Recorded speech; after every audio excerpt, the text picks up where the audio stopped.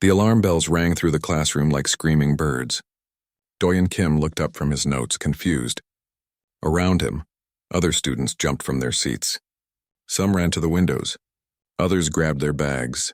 Professor Thelmon floated to the front of the room. The professor was a crystalline, made of living glass that caught the light in strange ways. When Thelmon spoke, the voice came from inside the crystal body, echoing. "Students, please calm down," the professor said.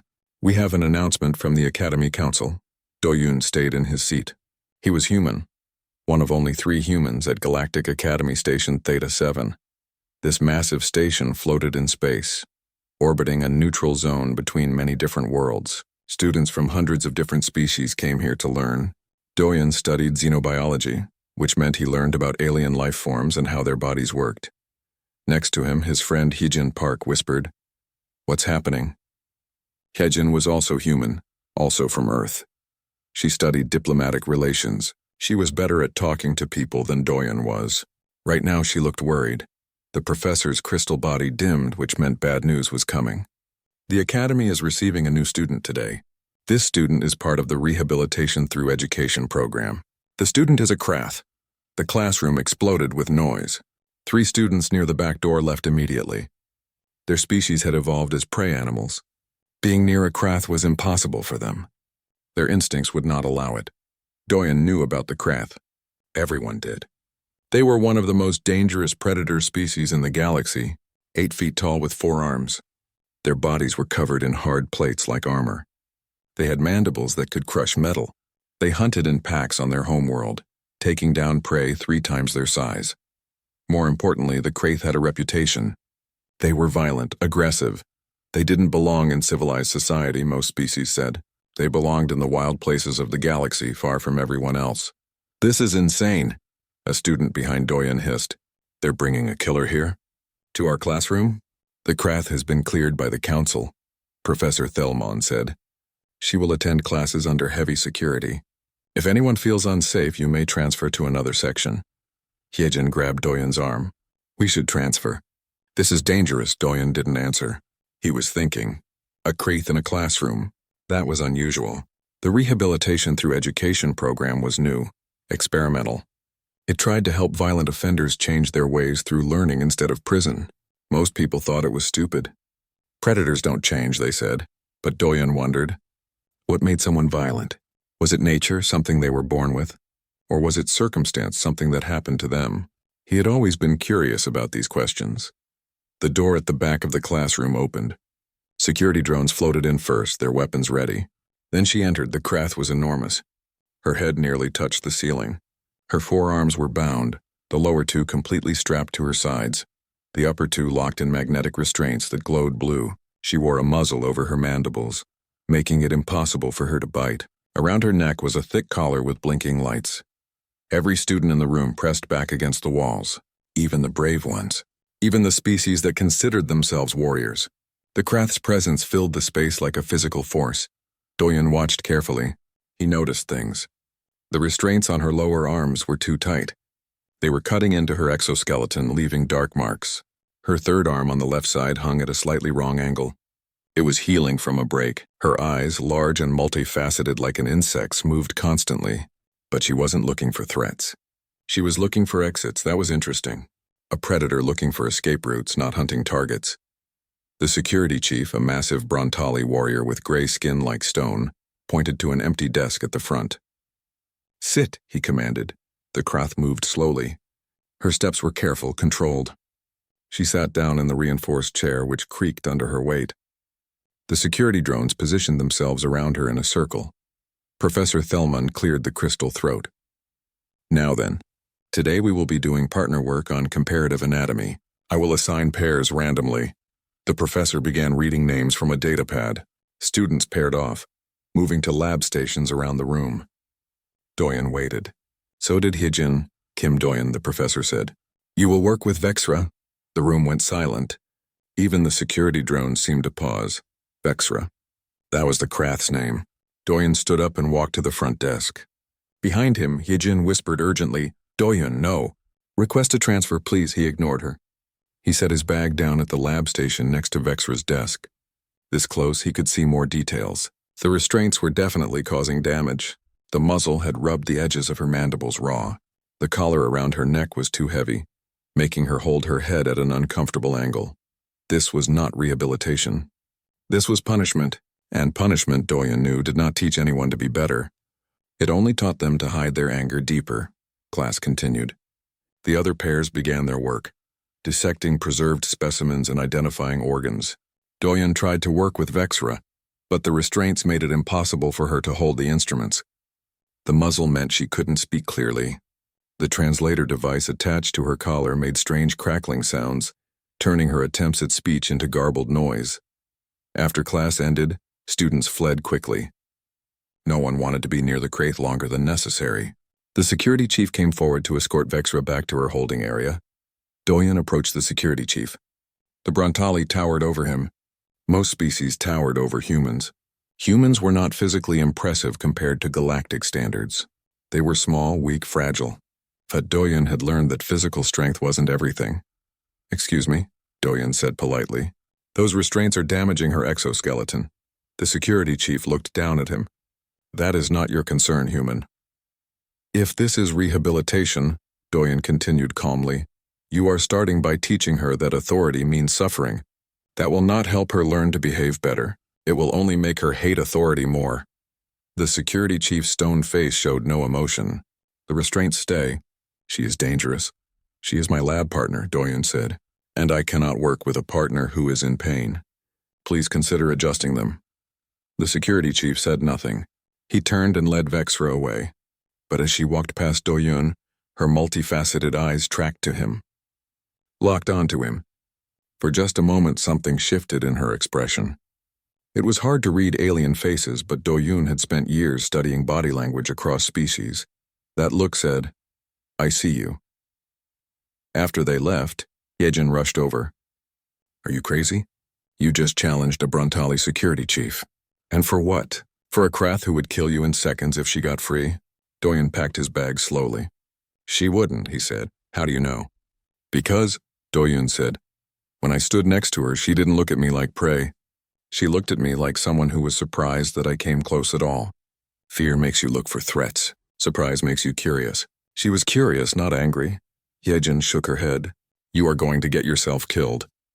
"Maybe," Doyen admitted. "But I think there is more to her story. And I want to know what it is."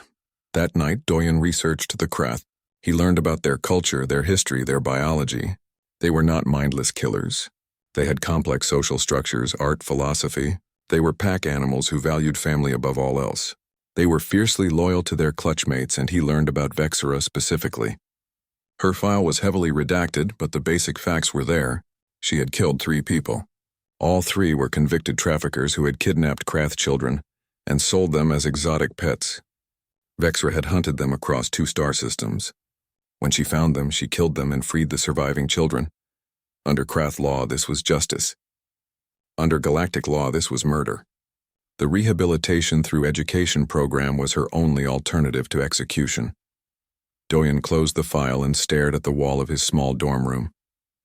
A predator, yes. A killer, yes. But also a rescuer. Also someone who had experienced terrible loss and had acted to prevent others from experiencing the same. The galaxy saw a monster.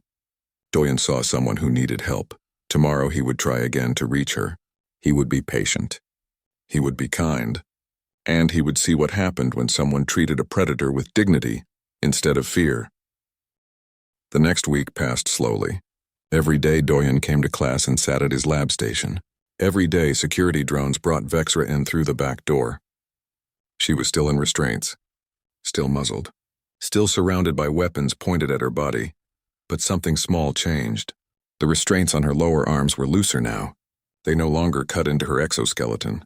Doyen noticed this on the second day. He said nothing, but he allowed himself a small smile. The security chief had listened after all. Working with Vexra was difficult, not because she was aggressive or violent. She never showed any sign of wanting to hurt anyone. The difficulty was communication. The Krath language was complex. They spoke through clicking sounds made by their mandibles, deep rumbling noises from their chest cavities, and chemical signals that humans couldn't even detect. The translator collar around her neck tried to convert these into galactic standard, but it did a poor job. Most of what Vexra tried to say came out as static and broken words. Other students found this frustrating. Some laughed at her. Others simply ignored her. Doyen watched the translator fail again and again, and he started to think. On the third day, during a lab session, Vexra was trying to explain something about the specimen they were examining. The translator crackled and died. She made a sound of frustration, deep and rumbling. Then she did something unexpected. She tapped her upper right claw on the desk. 3 taps, pause, 2 taps, pause, 3 taps again. Doyen recognized the pattern. It was mathematical, a rhythm based on numbers. He pulled out his datapad and tapped back. 2 taps, pause, 5 taps, pause, 7 taps. Vexra's head snapped toward him. Her multifaceted eyes focused completely on him. She tapped again. 5 taps, pause, 3 taps, pause, 8 taps. They were using the Fibonacci sequence, a universal mathematical pattern that appeared in nature across countless worlds. It was something that transcended language. Numbers were numbers, whether you spoke them or clicked them or wrote them.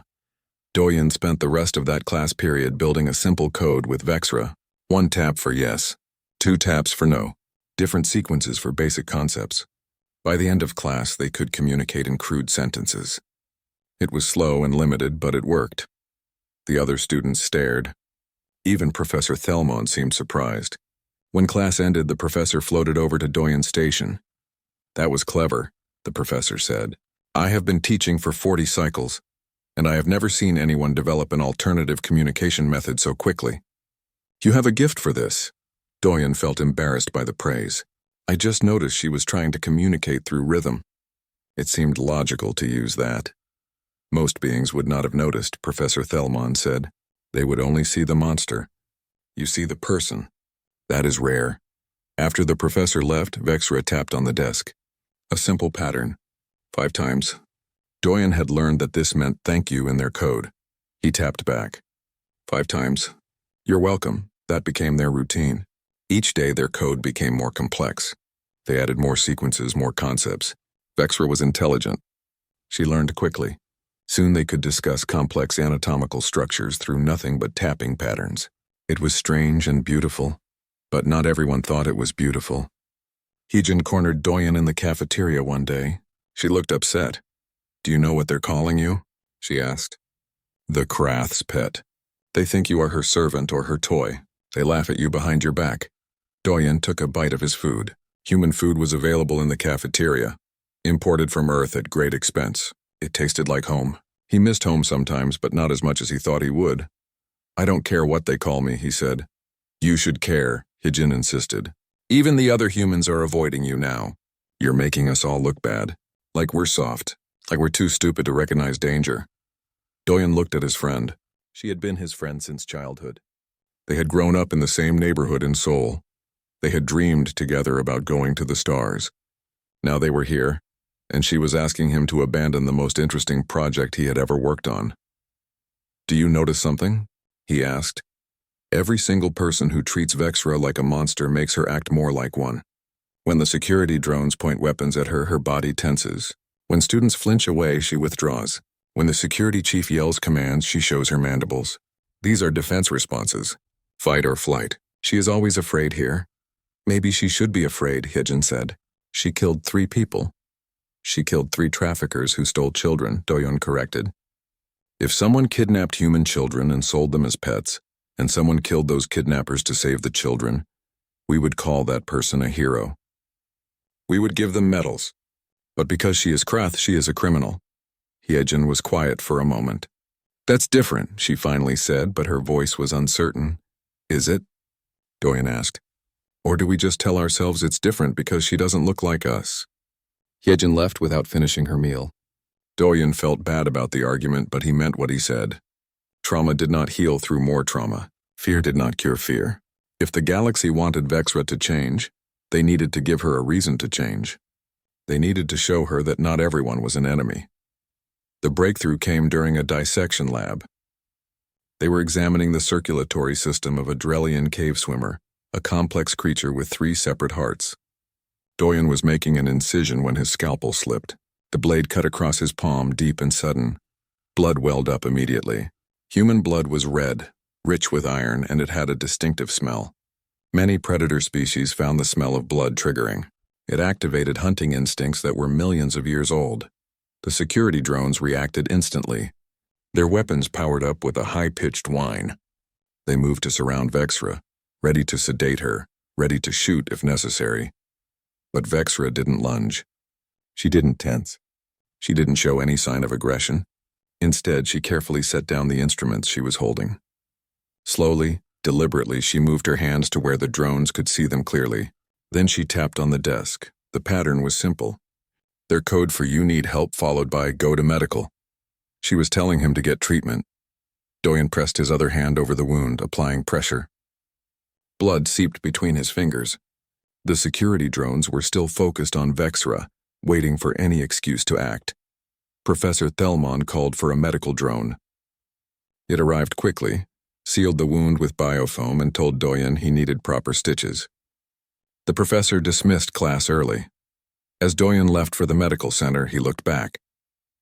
Vexra was still sitting at her station, hands visible, making no sudden movements. The security drones had their weapons pointed at her. She had done nothing wrong, nothing aggressive, but they treated her like she had. That was when Doyen understood something important. It didn't matter what Vexra did. It didn't matter how peaceful she was. In the eyes of the galaxy, she would always be a monster first and a person second, unless someone changed that perception. At the medical center, a Pixan doctor gave him 12 stitches and a lecture about lab safety. The doctor was small, mouse-like, with soft fur and big eyes. She worked quickly and efficiently. "I heard you work with the Krath," the doctor said while stitching. "Yes," Doyen said. "Are you scared?" Doyen thought about this. "No, I am cautious." "There is a difference. Fear makes you irrational. Caution makes you aware." The doctor tied off the last stitch. "My species was prey for millions of years. We evolved to fear predators. It is in our genes, in our bones. But you humans, you are strange. You are prey animals too. But you do not act like it. You approach the things that should scare you. Why? Because," Doyen said, "humans learned something important a long time ago. The most dangerous things in the world are not always the ones with claws and teeth. Sometimes the most dangerous thing is ignorance, not knowing, not understanding. We explore because we need to know, even if it scares us." The doctor's whiskers twitched. "That is either very wise or very stupid." "Maybe both," Doyen admitted. The next day, Doyen returned to class. His hand was bandaged but functional. When Vexra was brought in, he noticed something new. Her restraints had been changed again. They were smaller now, more precise, made of a different material that wouldn't damage her exoskeleton. He checked the modification log on his data pad. The request had been filed by Vexra herself. The reason listed: lab partner recommendation for improved rehabilitation outcomes. She had used his exact words from when he confronted the security chief. When she sat down at their station, Doyen smiled at her.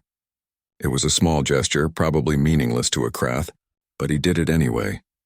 Vexra's mandibles moved behind her muzzle. It was hard to read Krath expressions, but Doyen had been studying.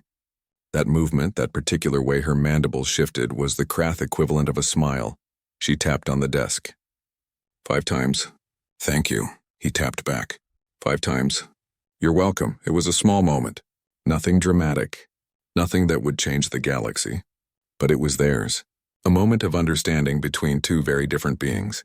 A moment that proved communication was possible, even across species that seemed completely alien to each other. And for Doyen, that was enough. For now. 3 weeks passed. The routine became normal.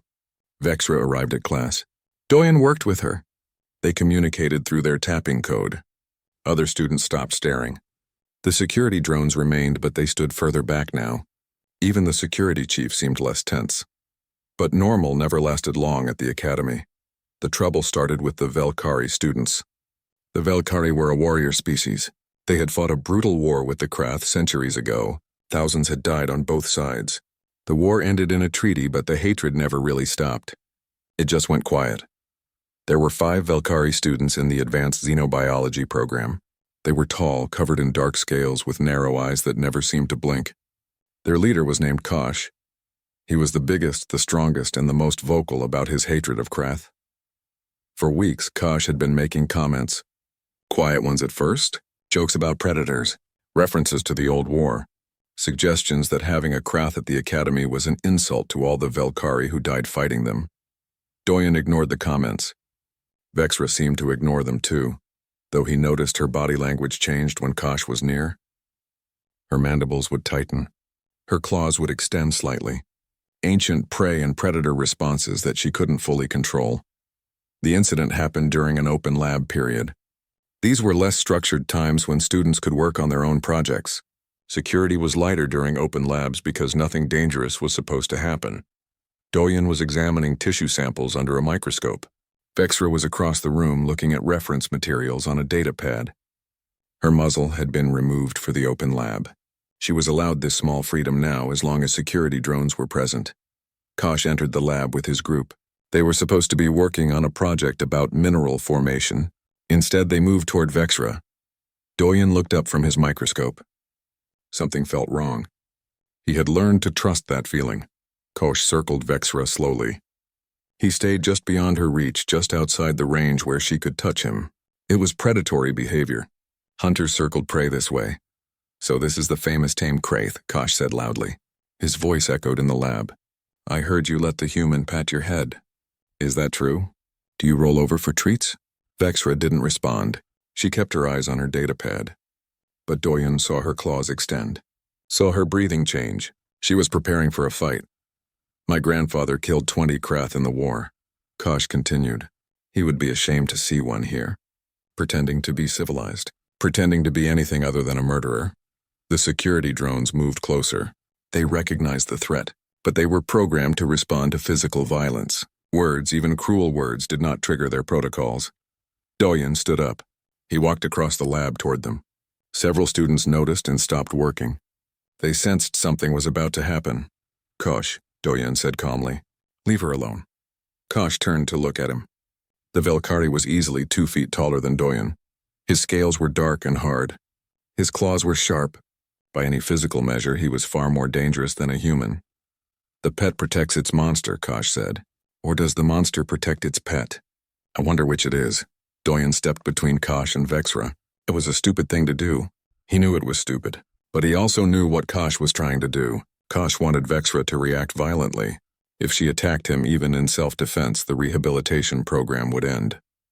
She would be executed. This is not about protection, Doyen said. This is about you being a bully. You want to prove something to yourself. But the only thing you are proving is that you are afraid. Kosh's eyes narrowed. I fear nothing. Then why do you need 4 friends with you to insult one restrained person? Doyen asked. Why do you wait until she is outnumbered and cannot fight back? That is not courage. That is cowardice. The lab went silent. Students stared. Even the security drone seemed to pause. Kosh's face twisted with rage. You dare call me a coward? I am only observing facts, Doyen said. His heart was pounding. His hands were sweating. But his voice stayed calm. Humans had learned long ago that staying calm in a crisis was often the difference between life and death. Kosh lunged. Not at Vexra. At Doyen it was calculated. If Kosh attacked Doyen, Vexra might react.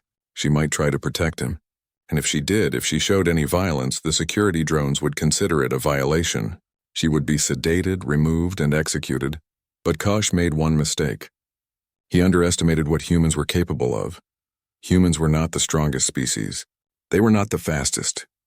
They did not have claws or fangs or armor. But humans had evolved as persistence hunters. They had learned to read body language, to predict movement, to strike at weak points with precision. Doyen saw the lunge coming. He saw the shift in Kosh's weight, the tensing of his muscles. He ducked under the reaching claws. His hand grabbed a heavy lab stool as he moved. He swung it in a smooth arc and slammed it into Kosh's knee. The joint was a weak point. Doyen had studied Velkari anatomy in his first year. He knew exactly where to hit. Kosh went down with a roar of pain. His friends moved forward, but the security drones were faster. They surrounded everyone, weapons charged. Nobody move, the security chief's voice boomed over the speakers. He arrived moments later, pushing through the crowd of students. Doyen stood still, hands at his sides. His body was shaking with adrenaline, but he kept his face calm. Kosh was on the ground, clutching his knee. The other Velkari students looked confused and angry, and Vexra stood behind Doyen. That was when everyone noticed. Her restraints were broken. The magnetic cuffs lay on the floor in pieces. She had snapped them like they were made of paper. The lab went completely silent. Vexra's 4 arms were free. Her mandibles were open. She looked every bit the apex predator she was born to be. But she had not attacked anyone. She had not moved toward Kosh. She had simply broken her restraints and positioned herself behind Doyen. The security chief stared at her, at the broken restraints, at Doyen, then back at her. She broke free, one of the drones reported. Protocol requires immediate termination of rehabilitation. Wait, Doyen said. Look at what happened. Kosh attacked me. Check the cameras. Vexra broke the restraints, yes, but she did not attack. She defended.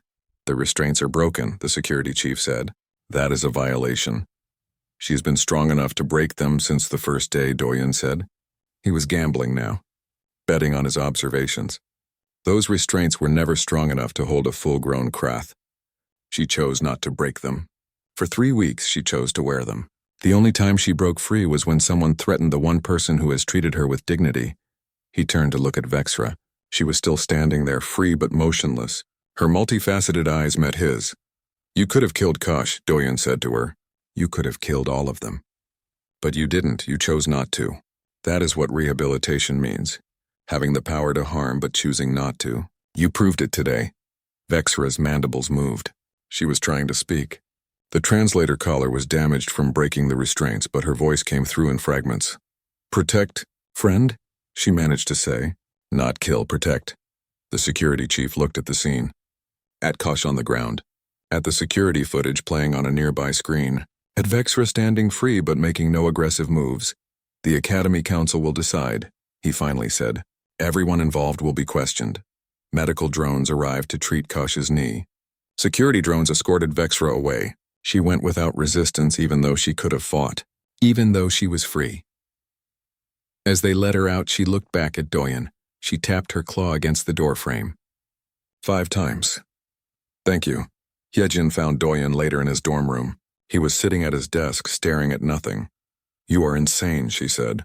You attacked a Velkari. You defended a Krath. You are going to be expelled. Or worse. Maybe, Doyen said. But it was worth it. How is getting expelled worth it? Because I proved something, Doyen said. I proved that Vexra is not a monster. She is a person who has been through terrible things. And when given the choice between violence and mercy, she chose mercy.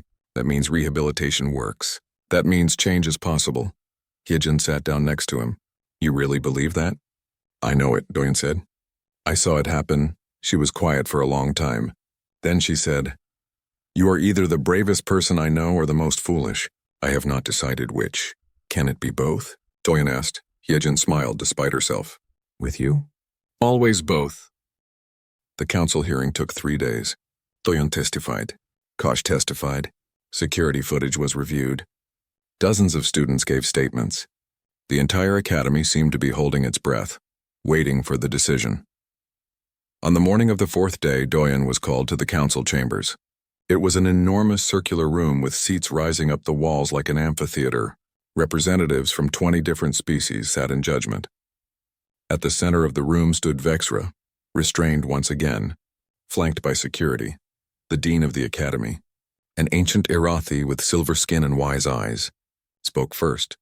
We have reviewed all evidence, the dean said. The facts are clear.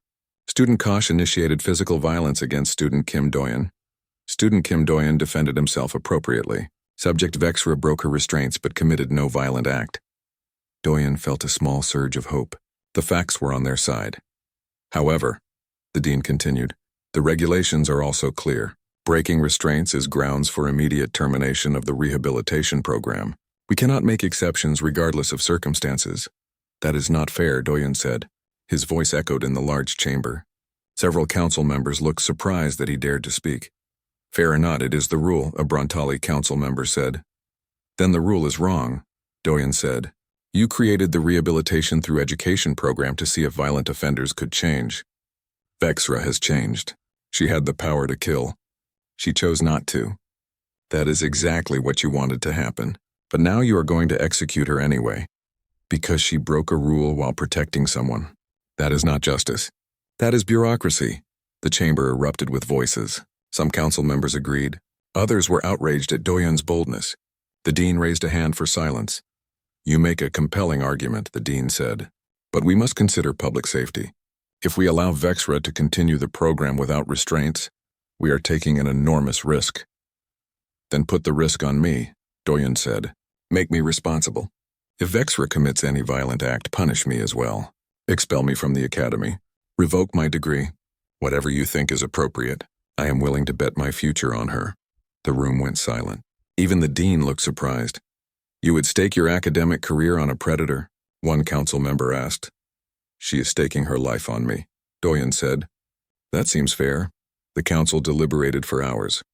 Doyen and Vexra waited in a side chamber. They were not allowed to communicate, but they sat across from each other in silence. Her multifaceted eyes watched him. He looked back steadily. Finally, they were called back in. The dean stood. "The council has reached a decision," the dean announced. "Vexra will continue the rehabilitation program. Her physical restraints will be reduced to a monitoring device only. She will attend classes freely under the supervision of student Kim Doyen. Any act of violence will result in immediate execution for Vexra and expulsion for student Kim." Doyen felt relief wash over him. Next to him, Vexra's body relaxed slightly. "However," the dean continued, "student Kosh will also face consequences. He initiated violence and endangered the rehabilitation program through his actions.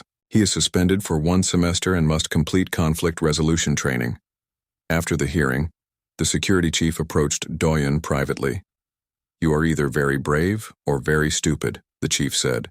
It was the same thing Hyejin had said. Apparently everyone thought Doyen was one or the other. "I have been told that before," Doyen said. The chief studied him for a moment. "I was wrong about her. I treated her like a monster because that was easier than treating her like a person who had suffered. You showed me my mistake. That is a valuable lesson." The chief extended his massive hand. Doyen shook it. It was like shaking hands with a stone statue, but the gesture meant something. Life at the academy changed after the hearing. Vexra was given new living quarters, larger and with better ventilation. The tiny room she had been assigned before had been making her claustrophobic. Krath evolved in vast canyon systems on their homeworld. They needed space to feel safe. But even with better quarters, Vexra struggled to sleep. Trauma did not vanish just because rules changed. She had spent months in captivity after her arrest. She had been muzzled, restrained, treated as a thing rather than a being. Those experiences left marks that could not be seen. 3 nights after the hearing, Doyen was studying late in the shared lab space. It was quiet at night. Most students preferred to study in their rooms. But Doyen liked the lab. The soft hum of equipment was soothing. The smell of preserved specimens and chemical solutions reminded him why he loved xenobiology. He heard clicking sounds in the hallway. A familiar rhythm. Vexra appeared in the doorway. She looked agitated. Her claws kept flexing. Her breathing was fast. Doyen set down his stylus. "What is wrong?" he asked. She tapped on the doorframe. Their code had become quite sophisticated by now. She explained that her environmental controls were malfunctioning. The room was filling with condensation. The walls felt like they were closing in. She could not breathe properly. Could not think. Could not sleep. "You can stay here," Doyen said, "while you study." "I do not mind the company." Vexra entered hesitantly. She moved to a corner of the lab, trying to make herself small. It was strange seeing such a large, powerful creature trying to be unobtrusive. She pulled out a datapad and tried to focus on her coursework. But Doyen noticed she could not concentrate. Her eyes kept moving. Her claws kept tapping. She was exhausted but could not rest. He continued his own work, occasionally humming without thinking about it. It was a habit from childhood. His mother used to hum while she worked. The sound was comforting. After about an hour, Doyen noticed movement in his peripheral vision. Vexra had moved closer. She was near his desk now. Still agitated, still unable to settle. Then slowly she lowered herself to the floor. She curled her body, bringing her legs up close, and she positioned herself under his desk. Doyen froze. He did not move. He barely breathed. The space under his desk was small and closed. For a Kraith, who needed open spaces, this should have been terrible, but something about it seemed to calm her. He understood suddenly. It was not about the space being open or closed. It was about feeling protected. Under the desk, with Doyen working above, Vexra was enclosed but not trapped. Hidden but not alone. It reminded her of the burrows that young Krath used on their homeworld, safe places where the clutch stayed while adults hunted. Doyen continued working. He kept humming softly. Gradually, Vexra's breathing slowed. Her body relaxed. Within 20 minutes, she was asleep. It was the first time she had truly slept since arriving at the academy. Doyen worked for another 2 hours. Eventually, his own exhaustion caught up with him. He fell asleep in his chair, his head resting on his folded arms, notes scattered around him. That was how Hyejin found them the next morning. She had come to the lab looking for Doyen, worried because he had not responded to her messages. She opened the door and stopped dead. Doyen was asleep at his desk, and under the desk, curled up like a huge armored cat, was Vexra. Her breathing was deep and even. Her claws were retracted. She looked, for the first time since anyone had met her, peaceful. Hyejin pulled out her communication device and took a picture. It was too absurd not to document. The galaxy's most dangerous predator, sleeping under a human student's desk like a pet. Then she cleared her throat loudly. Doyen jerked awake. Vexra exploded into motion, all 4 arms coming up defensively. For a moment she looked wild and dangerous. Then she saw Hyejin and Doyen and seemed to realize where she was. Her mandibles clicked rapidly. It was the Krath equivalent of embarrassment. "So," Hyejin said, trying not to laugh, "does she follow you home now, or is this more of a shared custody situation?" Doyen rubbed his eyes. She needed a place to sleep. The environmental controls in her room are broken. And under your desk was the logical choice? Apparently, Doyen said. Vexra tapped on the floor, a quick pattern in their code. She was apologizing, saying she would not disturb him again. "You can come back," Doyen said. "Any time. If it helps you sleep, then it is fine with me." Vexra's mandibles moved, and what Doyen had learned was a smile. She tapped again. 5 times. "Thank you." "You are both insane," Hyejin said. But she was smiling too. It became routine after that. Most nights, Vexra would appear at the lab when she could not sleep. Most nights, which was almost every night. She would settle under Doyen's desk while he studied. Sometimes she would fall asleep. Sometimes she would just rest there, feeling safe for the first time in a long time. Other students started to notice. At first, they thought it was strange, then concerning. Then gradually it became normal. The dangerous Krath had claimed the human's desk as her safe space. Scientists studying behavioral psychology were fascinated. News of it spread throughout the academy. One evening, as Vexra settled into her usual spot, Doyen asked her a question. Why under the desk specifically? He tapped out in their code. She was quiet for a long time. Then she tapped back slowly and carefully. "You are above. I am below. You watch for danger. I can rest." Like clutch. Like family. Doyen felt something tighten in his chest. She was not hiding under his desk because she was afraid of the world. She was resting there because somehow, in this vast galaxy full of species that feared her, she had found one person she could trust to watch over her while she was vulnerable. "Sleep well," he tapped. "Thank you." F-News traveled fast in the galaxy. Within weeks, every major news network was reporting on the Krath who slept under a human's desk. Some called it a scientific breakthrough. Others called it a dangerous stunt. Everyone had an opinion.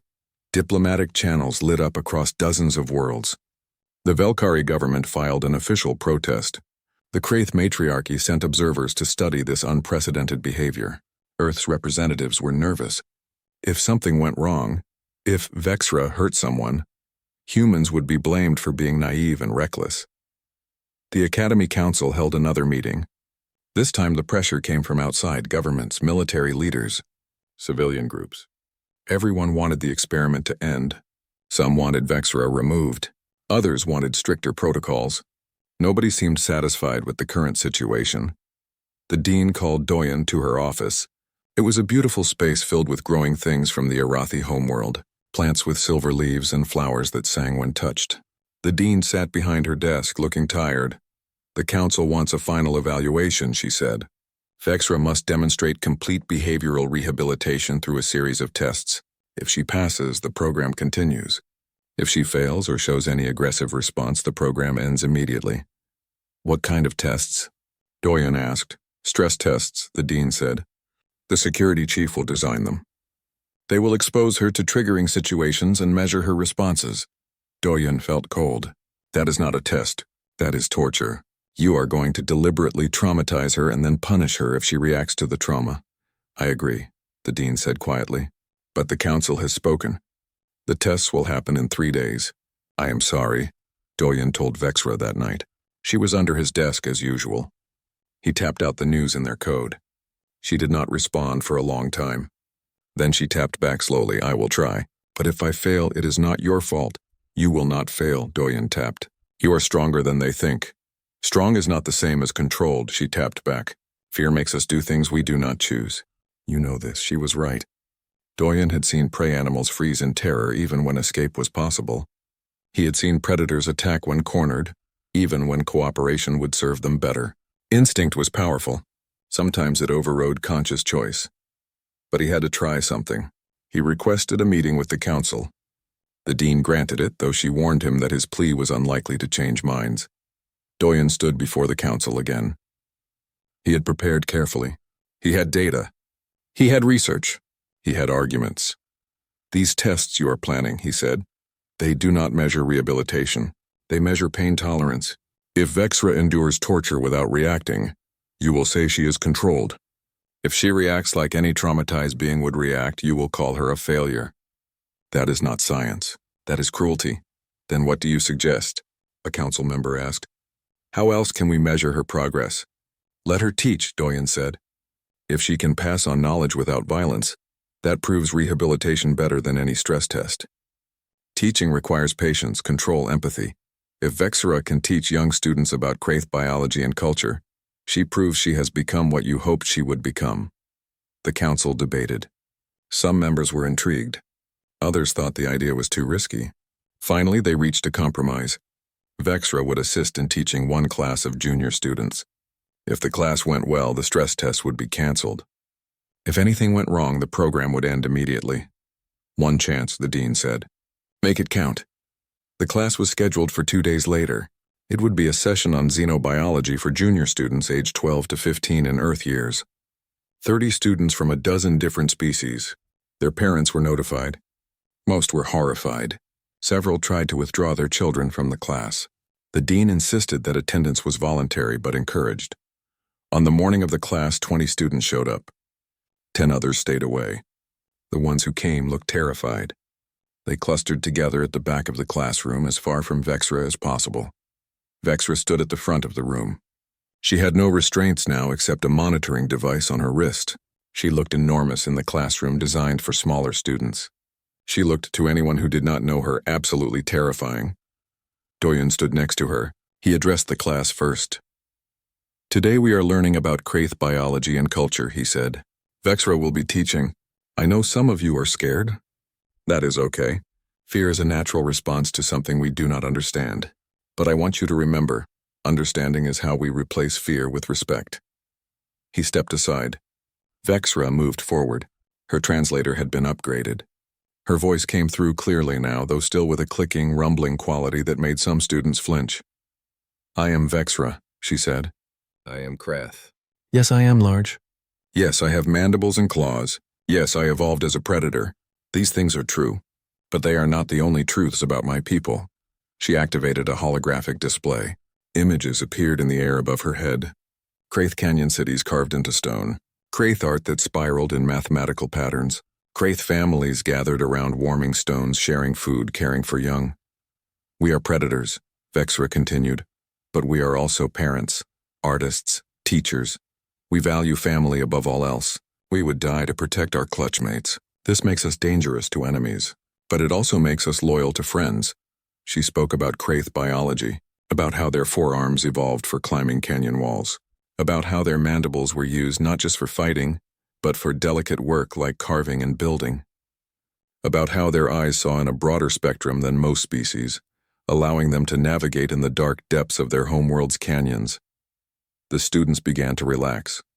Some even moved closer. A small Pixen student, barely 3 feet tall with soft gray fur, raised a trembling hand. Yes? Vexra said gently. Are you scary?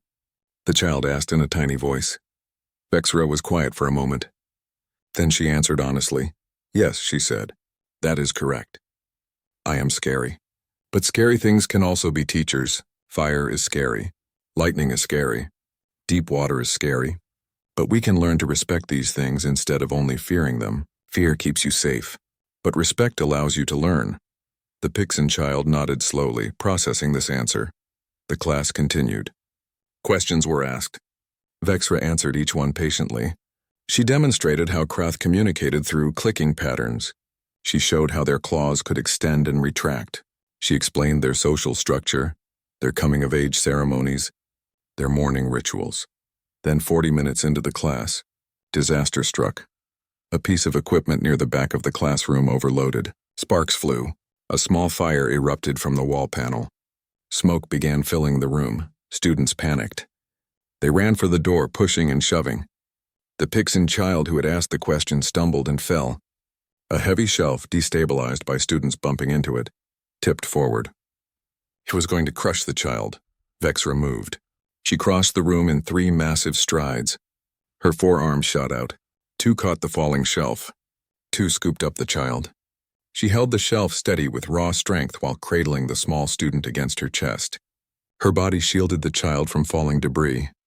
Fire suppression systems activated. The flames died. The smoke began to clear. Students and teachers poured into the hallway, coughing but safe. Vexra set the shelf back in place. Then very gently she set the Pixin child down. The small student looked up at her, eyes wide. "You saved me," the child whispered. "Of course," Vexra said. "You are a student. I am a teacher. Teachers protect students. This is the way." The child's parents arrived moments later, called by emergency alerts. They were Velkari, the same species that had fought wars with the Krath, the same species that hated her kind. The mother saw her child standing next to Vexra. She saw the fallen shelf. She understood immediately what had happened. She approached slowly. Tears streamed down her scaled face. She stood before Vexra and spoke in a voice choked with emotion. "My grandfather fought your kind," she said. "He killed many Krath. He taught me to hate you. He taught me that you were monsters without mercy." Vexra said nothing. She waited.